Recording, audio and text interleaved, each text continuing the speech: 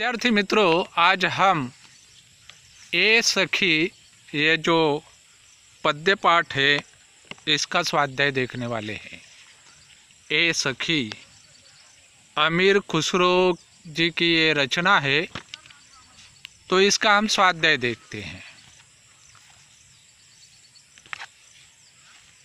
तारे का आने जाने का ढंग कैसा, तारे का आने जाने का ढंग कैसा। तो सुनिए। रात के समय चमकते हुए तारे के रूप में आना। तारे का आने जाने का ढंग रात के समय चमकते हुए तारे के रूप में आना और भोर होने पर भोर के प्रकाश में लुप्त हो जाना। तारे का आने जाने का ढंग, रात के समय चमकते हुए तारे के रूप में आना और भोर होने पर भोर के प्रकाश में लुप्त हो जाना। ढोल में कौन सा गुण है, ढोल में कौन सा गुण है। तो ढोल का गुण है मीठे बोल। ढोल का गुण क्या है, मीठे बोल। लोटा कैसा होता है, लोटा कैसा होता है। मन का भारी तन का छोटा। लोटा कैसा होता है, लोटा मन का भारी और तन का छोटा होता है। तोते की सुंदरता में वृद्धि करने वाला तत्व। तोते की सुंदरता में वृद्धि करने वाला तत्व कौन सा है। तोते का सुंदर और चमकदार रंग। तोते की सुंदरता में वृद्धि करने वाला तत्व कौन सा है। तोते का सुंदर रंग और चमकदार रंग। आधी रात का मेहमान कौन, आधी रात का मेहमान कौन। तो आधी रात का मेहमान है चंद्रमा। आधी रात का मेहमान कौन है, चंद्रमा।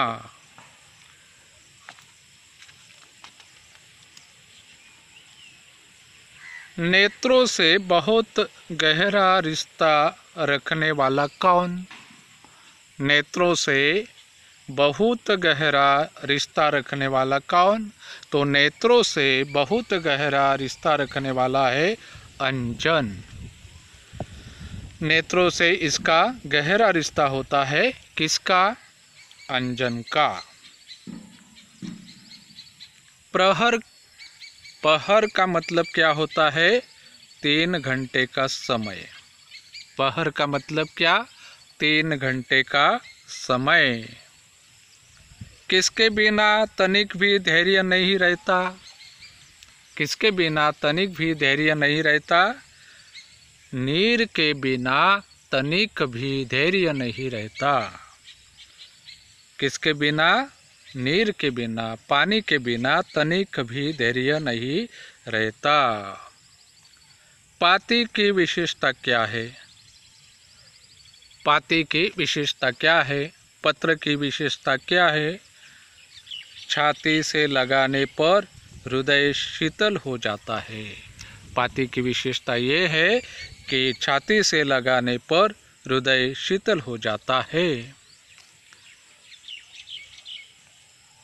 अंजन कैसा है, हमेशा सुंदरता में वृद्धि कराने वाला।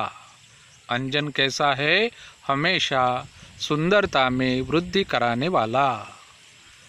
नीर, नीर कैसा है, नीर सबको जीवित रखने वाला। नीर कैसा है, सबको जीवित रखने वाला। पाती कैसी है, पाती कैसी है, पत्र कैसा है। आने पर सबको प्रफुल्लित कर देने वाला। पत्र आने पर सबको प्रफुल्लित कर देने वाला है। पाती आने पर सबको प्रफुल्लित कर देने वाली है।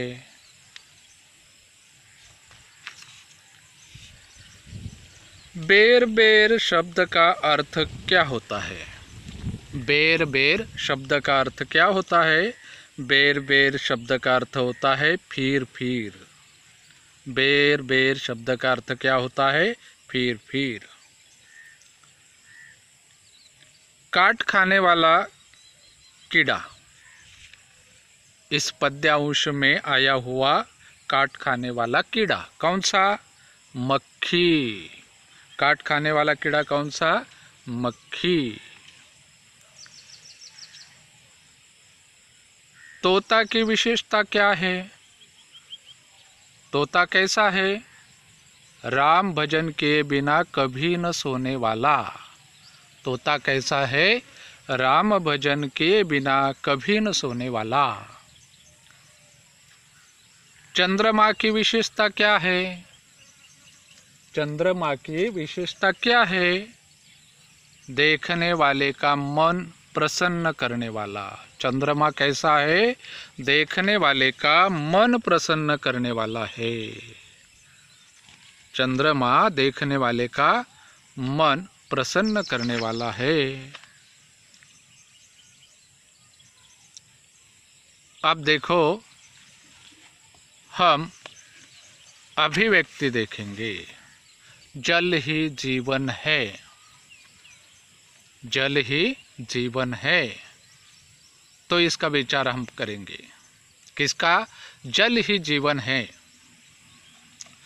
तो देखो, मनुष्य के लिए, मनुष्य को जीवित रहने के लिए भोजन और पानी बहुत आवश्यक है।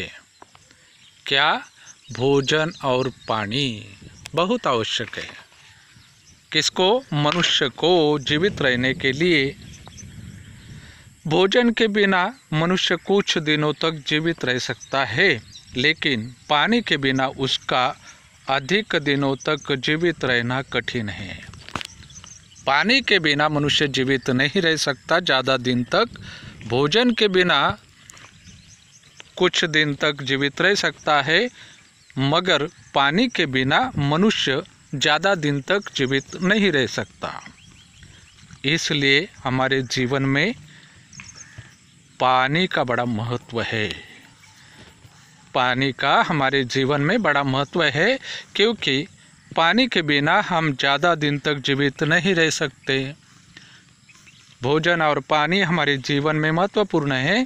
भोजन के बिना हम कुछ दिनों तक जीवित रह सकते हैं, लेकिन पानी के बिना हम ज़्यादा समय तक जीवित नहीं रह सकते। इसलिए पानी का हमारे जीवन में बहुत महत्व है। पानी अमूल्य है। हमारे शरीर का अधिकांश भाग पानी का ही है। हमारे शरीर का अधिकांश भाग किसका है? पानी का ही है।